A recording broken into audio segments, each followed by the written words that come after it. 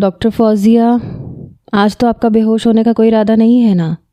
Doctor عائشہ نے operation شروع کرنے سے پہلے جان بوجھ کر اسے ٹیز کیا تھا۔ اس نے انکار میں سر ہلایا تھا، دل ہی دل میں آیت الکرسی سے لے کر ساری دعائیں پڑھ لی تھیں۔ آج اسے بے ہوش نہیں ہونا تھا، بلکہ سیکھنا تھا، سمجھنا تھا، محبت کے لیے آگے بڑھنا تھا، اور اس نے یہ دریا پار کر ہی لیا تھا۔ وہ سارا ٹائم بہت ہمت کر کے کھڑی رہی۔ بچپن کے اس ٹراما کو اس نے اپنے اوپر حاوی نہیں ہونے دیا جس میں اس کی ماں گزر گئی تھی۔ آپریشن ختم ہونے کے بعد ڈاکٹر فوزیہ پر ایک نظر ڈالتے ڈاکٹر عائشہ او ٹی سے باہر نکل گئی۔ سمرین تو خوشی سے اسے مبارکباد دینے لگی۔ واہ یار، آج تو نے میدان مار لیا، تھوڑی ہمت اور کر تو یہ سیمسٹر بھی نکل جائے گا۔ فوزیہ کے چہرے پہ مسکراہٹ آ گئی تھی۔ اب جا کے بتا اپنے اس کھڑوس عمر کو کہ آج تو بے ہوش نہیں ہوئی۔ سمرین نے اس کے کاندھے پہ ہاتھ مارا تھا اور فوزیہ دھیمے سے مسکرا دی تھی۔ اب تو ڈگری آنے تک کا انتظار کروں گی، فوزیہ نے آہستگی سے جواب دیا تھا، اور ڈاکٹر عمر کے کمرے کی تختی کو پار کرتی آگے نکل گئی تھی۔ اس نے دل ہی دل میں ارادہ کیا تھا کہ نہ وہ عمر سے بات کرے گی اور نہ محبت کی بھیک مانگے گی۔ وہ محبت کو جیتنا چاہتی تھی اور اسے اب بہت محنت کرنی تھی۔ دھیرے دھیرے وہ مضبوط ہو رہی تھی۔ وہیں دوسری طرف عائشہ بار بار عمر سے شادی کی بات کر رہی تھی۔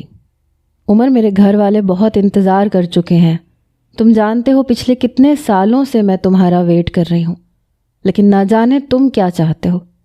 اور وہ بے وقوف تمہاری کزن، اسے لگتا ہے وہ ڈاکٹر بن کے تم سے شادی کر لے گی۔ تم ایک ہی بار میں اس کا حوصلہ توڑ کیوں نہیں دیتے؟ وہ اس قابل نہیں ہے کہ ڈاکٹر بن سکے۔ ڈاکٹر عائشہ نے غصے میں عمر کے آگے ٹیبل پہ ہاتھ مارا تھا۔ ڈاکٹر فوزیہ کو آج او ٹی میں صحیح سلامت کھڑا دیکھ کر اسے بہت غصہ چڑھا ہوا تھا۔ بہت سمجھانے کی کوشش کی ہے میں نے اسے عائشہ، لیکن اسے بات سمجھ میں نہیں آتی۔ رہی بات شادی کی، تو میں ابھی شادی نہیں کرنا چاہتا، اور اسی لیے میں نے آج تک کبھی تم سے کوئی کمٹمنٹ بھی نہیں کی۔ اگر تم آگے بڑھنا چاہتی ہو تو بخوشی بڑھ سکتی ہو۔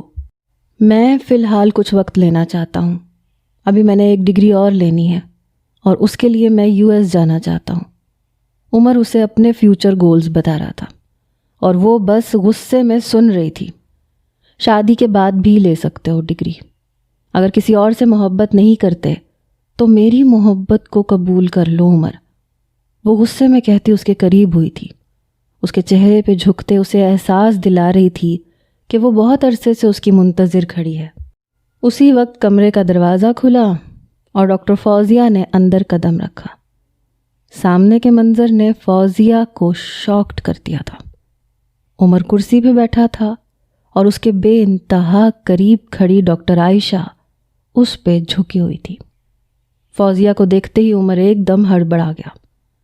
ڈاکٹر عائشہ، آپ کو ڈاکٹر سلیم بلا رہے ہیں، آہستگی سے کہتی فوزیہ واپسی کے لیے پلٹی۔ لسن ڈاکٹر فوزیہ، کم ہیئر، عمر نے اسے خود آواز دے کے بلایا تھا۔ ڈاکٹر عائشہ ایک گہری نظر فوزیہ پہ ڈالتی کمرے سے باہر نکل گئی۔ یس سر، فوزیہ سر جھکائے کھڑی ہو گئی۔ میں نے سنا ہے آج آپ او ٹی میں بے ہوش نہیں ہوئی۔ عمر کے چہرے پہ دھیمی سی مسکراہٹ آ گئی۔ وہ اس کی معصوم سی کزن تھی جو اس سے عمر میں بہت چھوٹی تھی، جسے وہ بہت محبت بھی کرتا تھا، لیکن وہ محبت نہیں جس محبت کی تمنا فوزیہ رکھتی تھی۔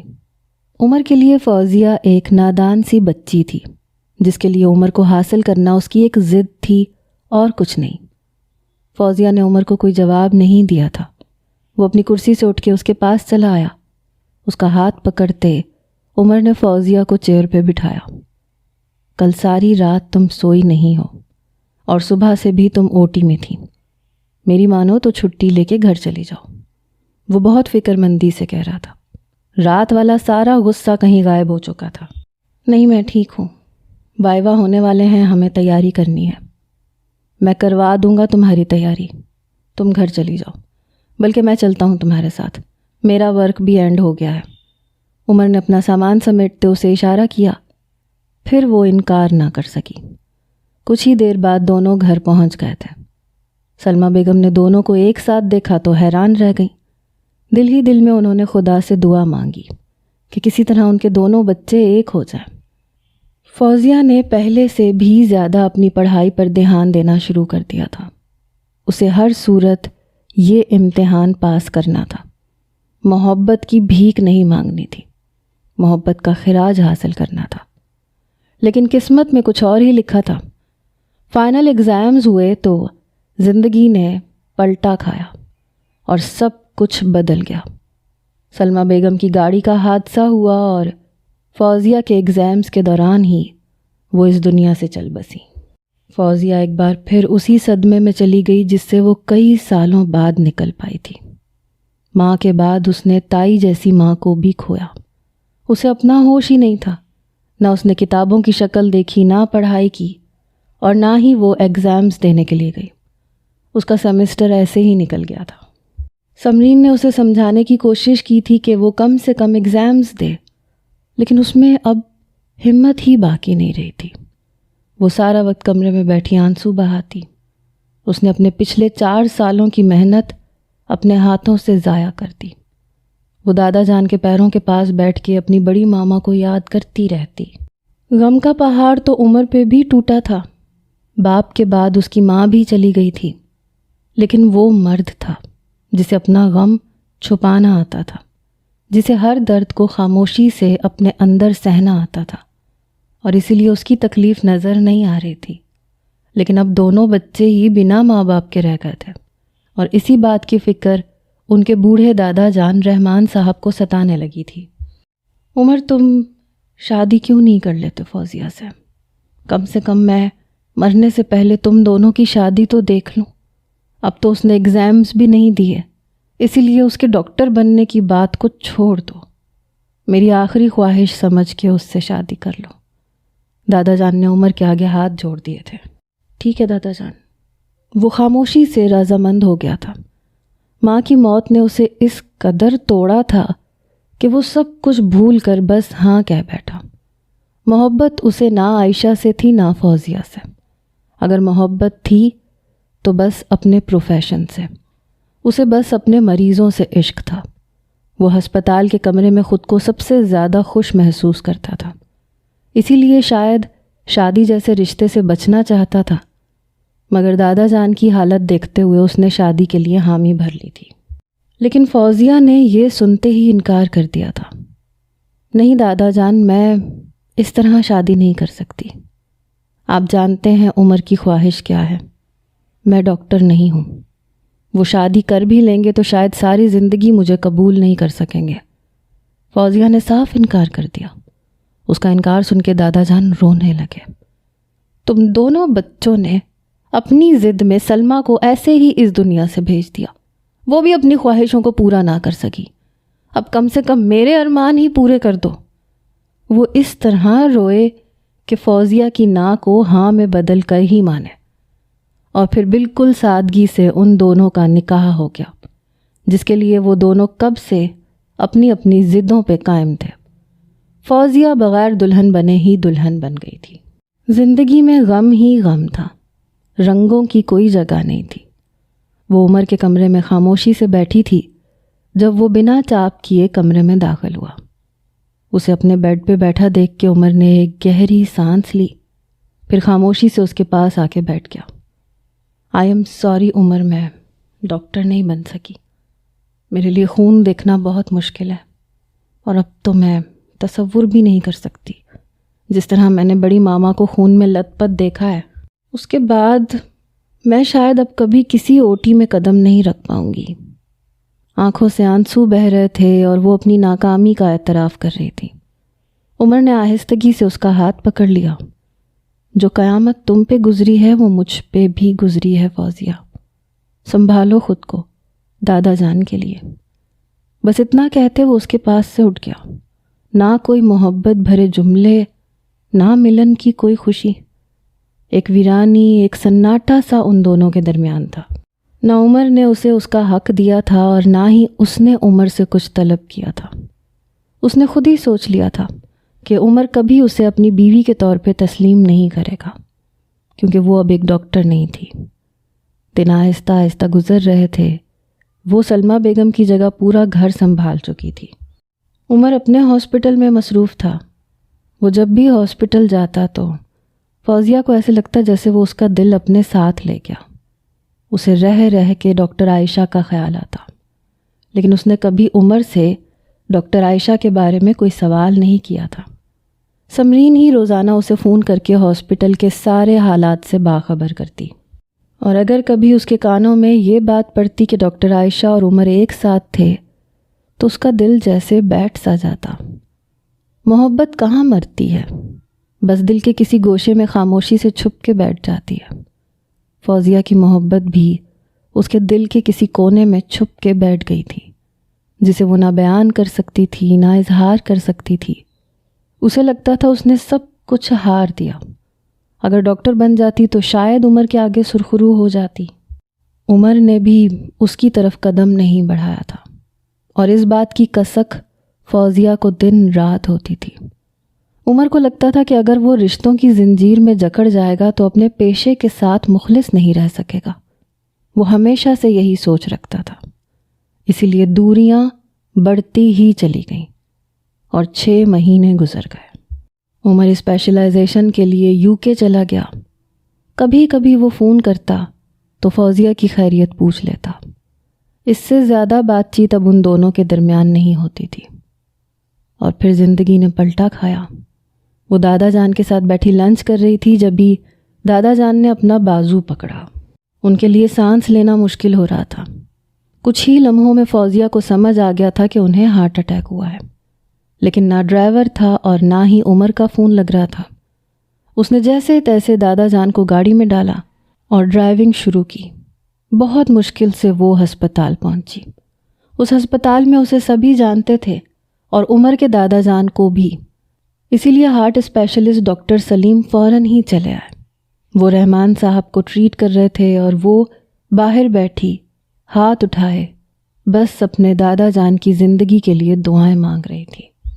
یہ وہ ایک آخری سہارا تھے جو فوزیہ کی زندگی کے لیے بہت ضروری تھا۔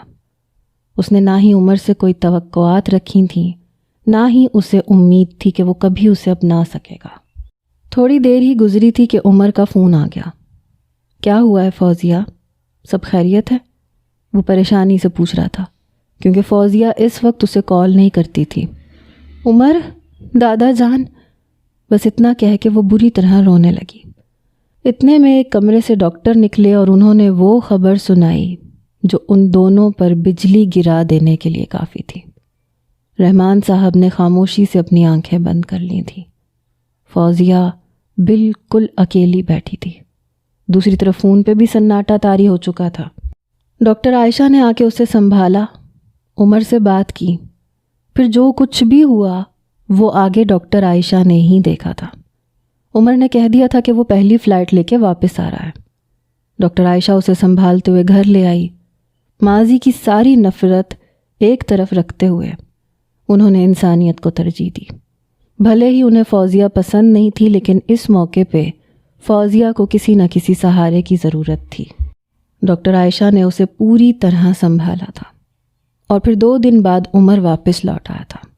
یہ 2 دن فوزیہ پر قیامت کی طرح گزرے تھے۔ عمر کو دیکھتے ہی وہ دوڑ کے اس کے گلے لگی اور اس طرح روئی کہ در و دیوار کانپ اٹھے۔ عمر نے جیسے تیسے اپنے دادا جان کی آخری رسومات ادا کر دیں۔ اس بڑے سے گھر میں صرف وہ اور فوزیہ باقی رہ گئے، اور ان کے درمیان خاموش رشتہ۔ 3 دن پورے ہوئے تو لوگوں کا آنا جانا بھی ختم ہو گیا۔ ویسے بھی رشتہ دار نہیں تھے، پاس پڑوس والے اور جاننے والے تعزیت کر کے جا چکے تھے۔ فوزیہ خاموشی سے بستر سے ٹیک لگائے کمرے میں بیٹھی تھی جب عمر تھکا ہارا سا کمرے میں داخل ہوا۔ عمر کی آہٹ پہ فوزیہ نے آنکھیں کھولیں۔ آپ کی واپسی کب کی ہے عمر؟ وہ درمیان میں سے اپنی اسپیشلائزیشن چھوڑ کے آیا تھا تو یقیناً اسے واپس لوٹنا تھا۔ عمر اسے دیکھتے ہوئے خاموشی سے اس کے قریب بیٹھ گیا۔ تمہیں اس طرح اکیلا چھوڑ کے نہیں جا سکتا میں۔ اپنی انگلیاں اس نے فوزیہ کی انگلیوں میں پھنسائیں۔ ایک عجیب احساس فوزیہ کے وجود میں سرایت کر گیا۔ عمر کا لمس پہلی بار اس نے محسوس کیا تھا۔ میں نے تو ادھوری پڑھائی چھوڑ دی ہے عمر، لیکن میں چاہتی ہوں آپ اپنے خواب پورے کریں۔ میں جانتی ہوں آپ کے لیے آپ کا پروفیشن، آپ کے خواب کتنے بڑے ہیں، اسی لیے شادی نہیں کرنا چاہتے تھے نا آپ۔ وہ آہستگی سے کہتی چلی جا رہی تھی، آنسو آنکھوں سے نکل کے گالوں سے بہتے ہوئے گردن پہ جذب ہونے لگے تھے۔ ہاں، میں شادی نہیں کرنا چاہتا تھا، لیکن اب شادی ہو چکی ہے اور تم میری ذمہ داری ہو۔ دادا جان ہوتے تو مجھے تمہاری فکر نہ ہوتی، لیکن اب تمہیں اکیلے چھوڑ کے جانا میرے لیے ممکن نہیں ہے۔ میں بس ذمہ داری ہوں آپ کے لیے۔ فوزیہ نے سر اٹھا کے شکوہ کنا لہجے میں پوچھا تھا۔ عمر نے کوئی جواب نہیں دیا، وہ بس نظریں جھکائے فوزیہ کے پیروں کو دیکھ رہا تھا، جس نے اپنی انگلیوں کو پوری طرح سمیٹ رکھا تھا۔ وہ اس کے دل کی کیفیت جاننے کی کوشش کر رہا تھا۔ بہتر ہوگا عمر کہ اب آپ اس ذمہ داری کے بوجھ سے آزاد ہو جائیں۔ You really deserve better than me. Doctor Ayesha آج بھی آپ کی منتظر ہے۔ دل پہ پتھر رکھ کے فوزیہ نے اس سے رشتے کی آزادی مانگی تھی۔ وہ اسے اس بوجھ سے آزاد کر دینا چاہتی تھی۔ عمر نے ایک لمحے میں سر اٹھا کے اس کی طرف دیکھا۔ اس کی آنکھوں میں موجود اذیت عمر کو واضح دکھائی دے رہی تھی۔ بنا کوئی جواب دیے اس نے دھیرے سے فوزیہ کے بالوں کو کانوں کے پیچھے کیا، آنکھوں سے بہتے آنسوؤں کو انگلی کی پوروں سے صاف کیا۔ بس یہی چاہتی ہو تم کہ آزاد کر دوں میں تمہیں؟ اس نے آہستگی سے پوچھا۔ فوزیہ نظریں چرا گئی۔ دل دغا بازی کرنے پہ آمادہ تھا، جی چاہتا تھا کہ ہاتھ بڑھا کے اسے حاصل کر لے، وہ جو اس کی دسترس میں تھا، وہ جو اس کا محرم تھا۔ رہ لوگی میرے بنا؟ عمر نے پھر سوال کیا۔ فوزیہ نے بس گردن ہلانے پہ اکتفا کیا۔ لفظوں میں اتنی ہمت ہی کہاں تھی کہ ادا ہو پاتے۔ ٹھیک ہے، پیک کر دو میرا سامان، ٹکٹ کروا لوں گا میں۔ وہ غور سے اسے دیکھتے ہوئے اٹھ کھڑا ہوا اور فوزیہ اندر تک ہل گئی تھی۔ کتنی آسانی سے اس نے فیصلہ لے لیا تھا۔ عمر چینجنگ روم میں چلا گیا تھا اور فوزیہ کے آنسو بہنے لگے تھے۔ بہت مشکل سے خود کو سنبھالتے اس نے عمر کا سوٹ کیس نکالا۔ ضروری سامان وہ سوٹ کیس میں ڈالنے لگی۔ جبھی وہ چینج کر کے باہر نکلا۔ بہت جلدی ہے مجھے بھیجنے کی۔ وہ غور سے اسے دیکھتا ہوا اس کی طرف بڑھا۔ جانا چاہتے ہیں آپ تو جانے والے کو کون روک سکتا ہے؟ فوزیہ کے جواب پہ وہ چونکا تھا۔ جانے کی بات میں نے تو نہیں کی تھی، تم نے کہا تھا چلے جاؤ۔ آپ کے خواب بہت بڑے ہیں نہ میں ڈاکٹر ہوں اور نہ آپ کے قابل ہوں، اور پھر آپ کی ڈگری بھی تو ادھوری ہے، آپ کا جانا ضروری ہے۔ اس لیے اپنی بات کہتے فوزیہ نے اپنے لب کچلے تھے۔ تم چاہو تو ساتھ چل سکتی ہو، میرے بیوی ہو میری، جہاں میں رہوں گا وہاں تمہیں بھی اپنے ساتھ رکھ لوں گا۔ وہ قدم بڑھاتے اس کے اور نزدیک آیا۔ بازو سے پکڑتے اس نے اپنی انگلی سے اس کا چہرہ اونچا کیا۔ فوزیہ کی آنکھوں سے آنسوؤں کی روانی اب بھی جاری تھی۔ کیا فائدہ ہوگا ایک ساتھ رہنے کا؟ ہم اب بھی انجان ہیں اور تب بھی انجان ہی رہیں گے۔ فوزیہ نے سوٹ کیس بند کرتے ہوئے زپ لگائی۔ عمر کے چہرے پہ دھیمی سی مسکراہٹ آئی تھی۔ وہ جو پلٹ کے کمرے سے باہر نکلنے لگی تھی، عمر نے اسے کمر سے پکڑا، اس کے بالوں کو دھیرے سے گردن سے ہٹاتے آگے کندھے پہ دھکیلا تھا اور اس کی گندمی گردن پہ اپنے لب رکھے تھے۔ فوزیہ ایک لمحے میں ہی دہک اٹھی۔ کچھ پل یوں ہی خاموشی سے گزر گئے۔ بنا کچھ کہے عمر نے اسے بیڈ پر لا کر بٹھایا اور اس کے قدموں میں بیٹھتے عمر نے اس کے ہاتھوں کی پشت کو چوما۔ فوزیہ کے لیے یہ سب ایک خواب جیسا تھا۔ عمر نے آہستگی سے اسے تکیے پہ لٹایا۔ اس کے بالوں کو تکیے کے پیچھے چھوڑتے وہ اس کے لبوں پہ اپنی انگلیاں پھیر رہا تھا۔ آزادی چاہتی ہو مجھ سے؟ آہستگی سے عمر نے اس کے کانوں میں سرگوشی کی تھی۔ فوزیہ کی دھڑکنیں بے ترتیب ہوئی تھیں۔ مانتا ہوں کہ تم مجھ سے شادی نہیں کرنا چاہتی تھی، مگر اب ہو گئی ہے اور میں اس رشتے کو قبول بھی کر چکا ہوں۔ عمر نے آہستگی سے اس کے کان کی لو کو اپنے لبوں سے چوما تھا۔ کیا نکاح جیسے مضبوط رشتے کو ختم کر دینا اتنا آسان ہے فوزیہ؟ عمر اس پر جھکتے ہوئے اس کے چہرے کے بالکل قریب آیا تھا۔ دونوں کی سانسیں ایک دوسرے کے چہرے سے ٹکرا رہی تھیں۔ فوزیہ بس اس کی آنکھوں میں دیکھتی چلی گئی۔ مریضوں کو نہ سہی، مجھے سنبھال لو، میں بھی ٹوٹ کے بکھرا ہوا ہوں۔ عمر نے اپنی انگلیوں کو فوزیہ کی انگلیوں میں پھنسایا تھا۔ فوزیہ کی گردن میں گلٹی سی ابھری تھی۔ عمر، وہ بس اتنا ہی کہہ پائی تھی اور عمر نے اس کے لبوں کو بے بس کر دیا تھا۔ کتنے ہی لمحے گزر گئے تھے اور وہ آنکھیں بند کیے عمر کی خوشبو کو محسوس کر رہی تھی۔ کچھ لمحوں کے بعد اس کے لبوں کو آزاد کرتے وہ آہستگی سے پوچھنے لگا، لائٹ بند کر دوں؟ فوزیہ نے مسکرا کے اپنا چہرہ دوسری طرف پھیر لیا۔ عمر نے ہاتھ آگے بڑھا کے لائٹ بند کر دی۔ اندھیرے میں دو جسم ایک جان ہوئے تھے۔ ضد اور انا کے خول سے نکل کر خواہشوں کی سرحدوں کو پار کرتے ہوئے عمر نے اپنے رشتے کو مکمل کر لیا تھا۔ وہ ڈاکٹر نہیں بن سکی تھی، لیکن عمر کی خاطر اس نے کوشش پوری کی تھی۔ اس کی محبت میں خلوص تھا اور وہی خلوص عمر کے دل میں گھر کر گیا تھا۔ صبح کا سورج ایک نئی روشنی لے کے طلوع ہوا تھا۔ عمر اٹھے نا، دیر ہو رہی ہے، فوزیہ نے محبت سے اسے جگایا تھا۔ ٹکٹ کروائیں اور آپ واپس جائیں۔ اس کے چہرے پہ جھکتے فوزیہ نے اسے جھنجھوڑا تھا۔ وہ حیرت سے فوزیہ کی جانب دیکھنے لگا۔ آپ اپنی اسپیشلائزیشن مکمل کر کے آئیں، تب تک میں بھی اپنا MBBS پورا کر لوں گی۔ میرا ایڈمیشن ابھی کینسل نہیں ہوا ہے، وہ مسکراتے ہوئے کہہ رہی تھی، اور عمر نے نفی میں سر ہلایا تھا۔ میں جانتا ہوں تمہیں شوق نہیں ہے، اسی لیے نہ کرو۔ مریضوں کی جان سے کھیلنے کی ضرورت نہیں ہے، بس میری جان سے کھیلو۔ اس نے ایک دم ہی فوزیہ کو کھینچ کے اپنے سینے پہ گرایا۔